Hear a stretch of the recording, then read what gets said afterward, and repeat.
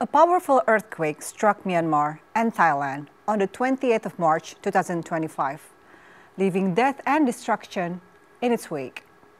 The official death toll in Myanmar at present, when this episode is taped, stands at more than 3,400, but this is expected to keep rising. The U.S. Geological Survey's modeling estimates Myanmar's death toll could exceed 10,000, with losses surpassing annual economic output. Today, we are here to reflect on the immediate impact of a natural disaster, but more specifically, to also take a closer look at how the world responds to such crisis. How is humanitarian assistance provided? What challenges do aid organizations face in the midst of disaster? And most importantly, what does the future of humanitarian aid look like in an increasingly interconnected but also complicated world? If you want to know the answers to these questions, please stick with us. This is Think Tank with me, Shafiah Muhibat.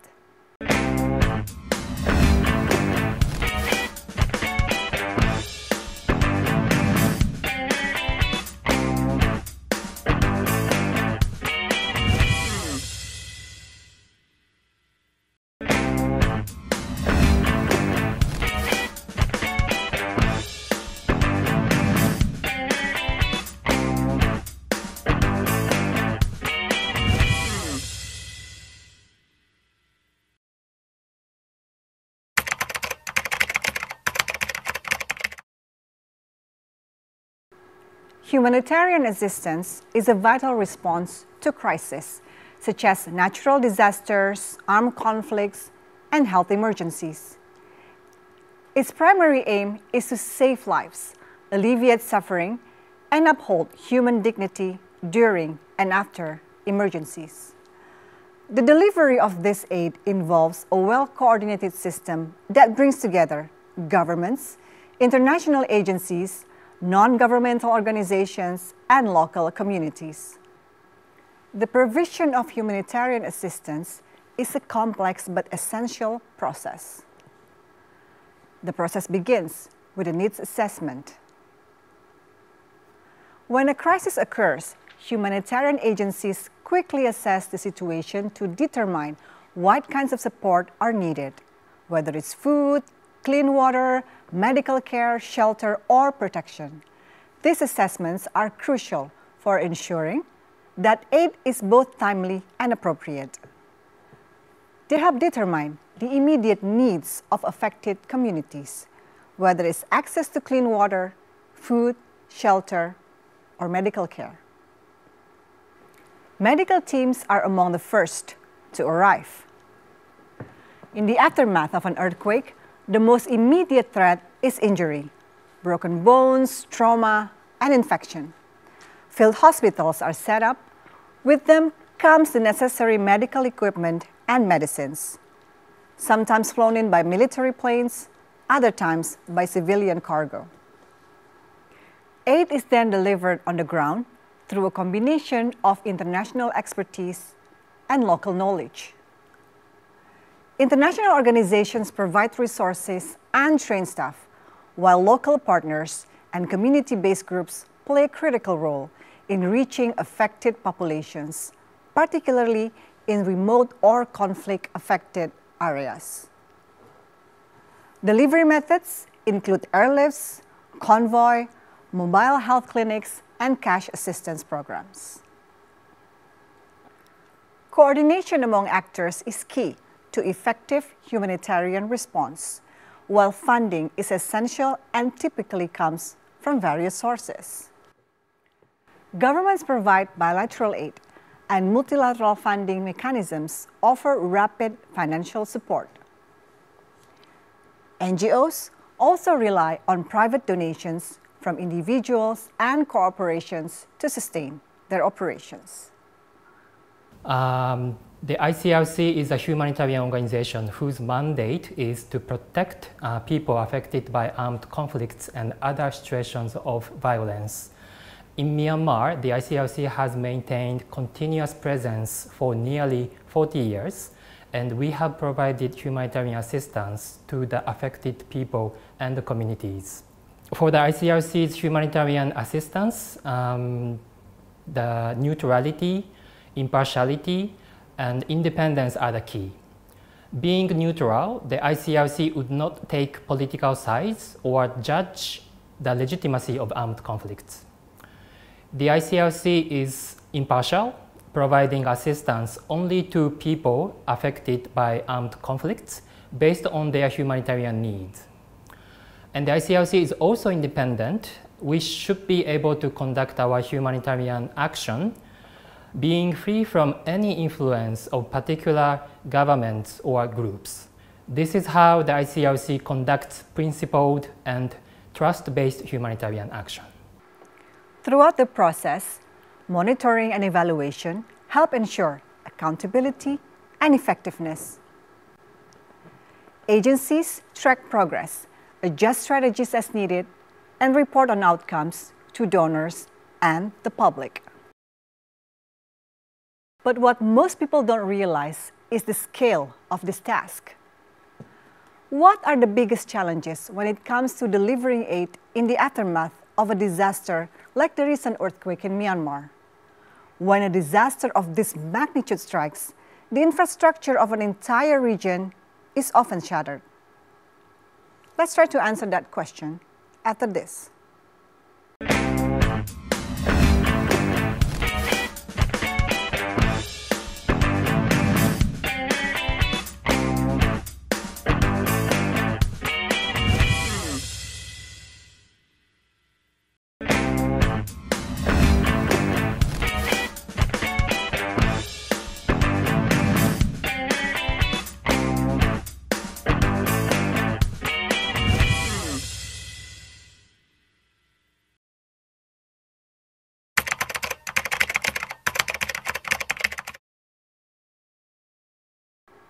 If we look back, say, 50 years ago, disaster responses were far less organized.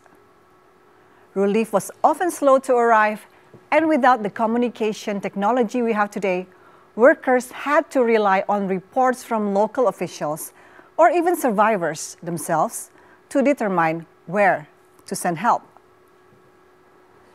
Aid was delivered in a more ad hoc fashion, and logistics were often a nightmare. The 2004 Indian Ocean tsunami changed the way the world thought about disaster response. The scale of the disaster was unlike anything seen before. Over 230,000 people lost their lives in just one day. In its aftermath, countries and organizations realized the need for better coordination. For the first time, there was a massive international relief effort involving multiple governments, NGOs, and the private sector. It was a wake-up call, and improvements have been made. But of course, now there are still significant challenges.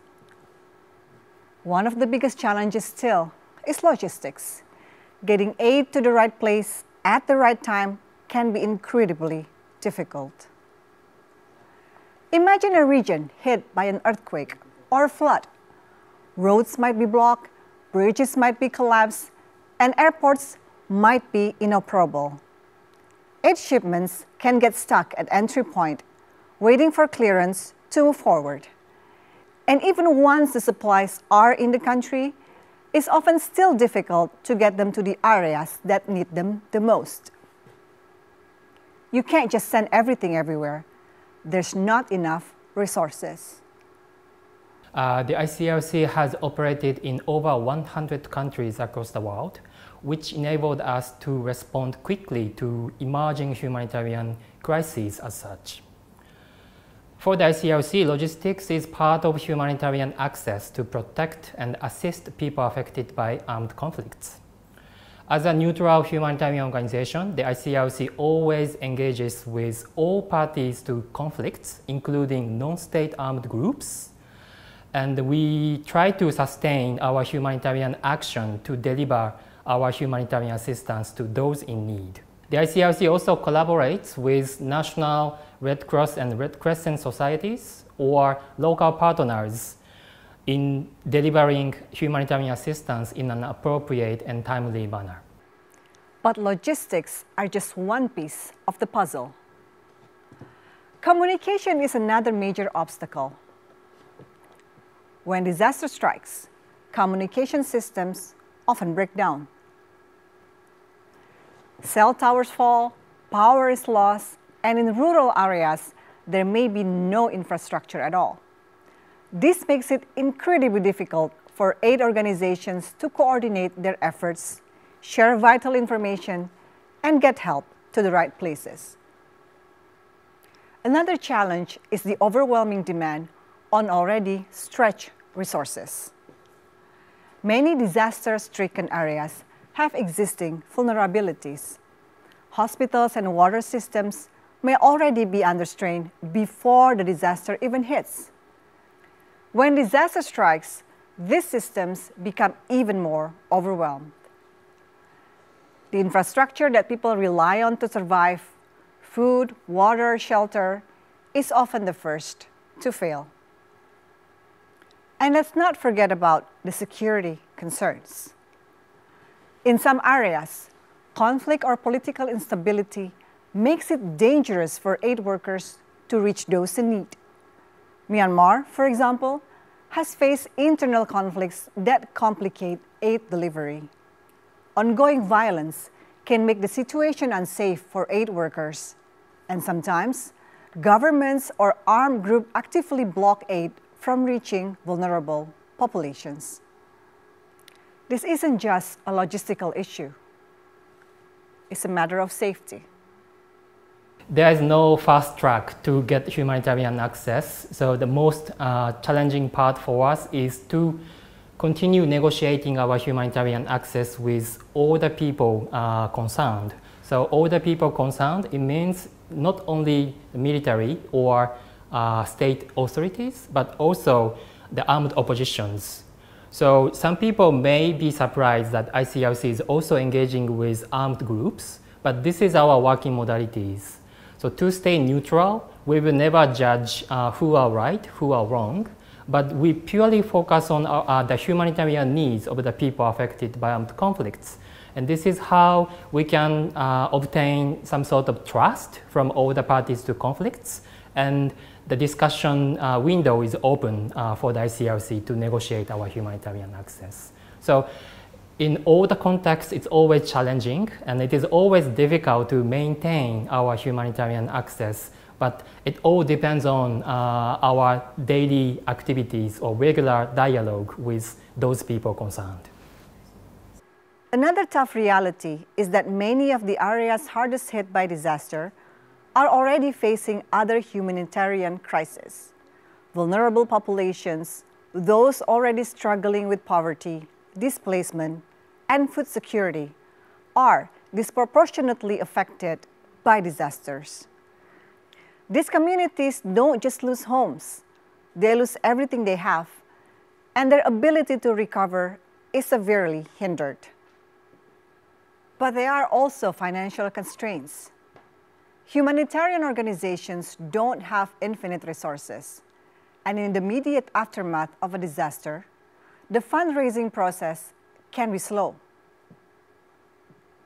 Aid agencies may have to operate on limited budgets, and delays in funding can slow down relief efforts. I think the diminution of funding to humanitarian sector is a worldwide phenomenon, and the ICRC is also not an exception to this. The ICRC has been making a serious efforts to diversify the funding sources in order to keeping upholding a minimum of humanity in armed conflicts. Coordination is also a major challenge. There are often dozens, sometimes hundreds, of organizations working on the ground, each with their own approach and priorities. While their ultimate goal is the same, to help those in need, the lack of coordination can create confusion and duplication of effort. On top of all of this, there are public health concerns. Disasters, particularly those that affect water supplies, create perfect conditions for outbreaks of waterborne diseases. So when we think about disaster relief, we must understand that it's not just about sending supplies. It's also about overcoming a complex web of challenges. It's about working with various actors to make sure that aid reaches those who need it most, and that it's done in a way that's efficient, effective, and safe. With this, the next question to ask is, can we improve this in the future? Let's discuss more after this.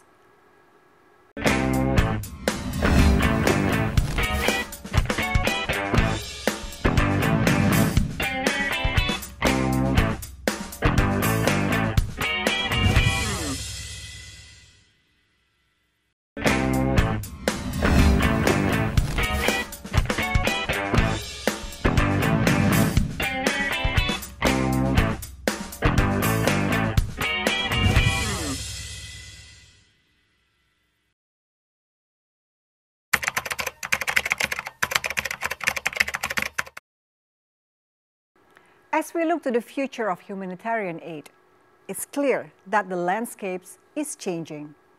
New technologies, increased global collaboration, and innovative solutions are all reshaping the way we respond to disasters. While challenges remain, there is a growing hope that we can deliver aid more efficiently and effectively. Technological advancement is a key factor. Unmanned aerial vehicles are already playing a key role in disaster response. In remote areas where roads are blocked or destroyed, drones can deliver supplies, map affected regions, and even assist in search and rescue missions. This kind of technology helps aid organizations get critical resources to those who need them the most, even when the infrastructure is completely compromised. Artificial intelligence is another technology revolutionizing disaster relief. AI can analyze vast amounts of data in real time, helping aid organizations pinpoint exactly where help is needed and how to get there quickly. It can optimize supply chains, ensuring that aid reaches the right place in record time. In general, new technologies can enhance humanitarian action on the ground. For example, drones can deliver humanitarian assistance in hardest to reach areas. However, at the same time, ICRC thinks AI can also be introduced in weapons, which mechanically decide upon the target for attack. And this may cause serious humanitarian consequences when those AI-equipped weapons make wrong distinction between civilians and combatants or between civilian objects and military objectives. So I think for the ICRC it is important to preserve effective human control and judgments in the use of AI and other new technologies. Then there's blockchain technology. The transparency and security of blockchain can ensure that aid funds are distributed properly, reducing the risk of fraud. By tracking every dollar donated, blockchain makes it harder for funds to be diverted and ensures that money reaches the people who need it the most. Social media, though often criticized for spreading misinformation, has also proven to be a powerful tool in disaster response. They allow for real-time updates, helping aid organizations understand where help is most urgently needed. Social media also plays a role in organizing grassroots efforts, mobilizing donations, coordinating volunteers, and rallying people to take action. Indeed, social media has vastly contributed to disseminating or advocating humanitarian values in the society. At the same time, the ICRC is also concerned about potential humanitarian consequences caused by disinformation, misinformation, or hate speech spreading out through social media. And these threats may hinder humanitarian action or may hinder people's access to basic social services such as access to medical treatment. So that's why ICRC has a serious concerns over the social media. But we are closely working with our partners to address main causes and solutions for those new threats. So what does this all mean for the future of humanitarian aid? In the coming years, we'll need to rethink our approach to humanitarian aid. The world is changing, and disasters are becoming more and more frequent, more complex, and more devastating. The stakes are higher than ever. But as we look toward the future, it's essential that we focus on more than just delivering aid. We must also focus on building resilient communities, strengthening infrastructures, and fostering cooperation. Thank you for watching. Until the next episode.